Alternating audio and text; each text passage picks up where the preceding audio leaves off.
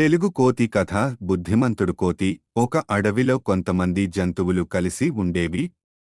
అందరిలోకి కోతి చాలా తెలివైనదిగా పేరుగాంచింది. అది ఎప్పుడూ కొత్త కొత్త యుక్తులు ఆలోచిస్తూ ఉండేది. ఒకసారి ఆ అడవిలో తీవ్రమైన ఎండలు పడ్డాయి. పొలాల్లో నీళ్లు లేక బావులు కూడా ఎండిపోయాయి. జంతువులు చాలా నీరసంగా మారాయి. అప్పుడు కోతి అన్నది, మనందరం కలిసి ఓ గుంత తవ్వుదాం. అప్పుడు నీరు తట్టుకొస్తుంది. మిగతా జంతువులు మొదట ఆలోచించాయి, ఈ కోతి చెప్పేది పనిచేస్తుందా అని.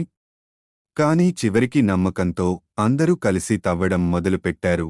కొన్ని రోజుల్లో వాళ్లు తవ్విన గుంతలో నుంచి నీరు బయటికొచ్చింది. అందరూ ఆనందంతో కోతిని మెచ్చుకున్నారు. అప్పుడు కోతి మెల్లగా చెప్పింది, తెలివి ఒక్కడిదైతే చాలు కాదు. సహకారం కూడా ఉండాలి. నీతి, తెలివితో పాటు సహకారం ఉంటే పెద్ద సమస్యల్ని కూడా ఎదుర్కోవచ్చు. ఇంకా ఇలాంటి కథల కోసం లేదా పిల్లల కోసం కథలు కావాలంటే చెప్పండి.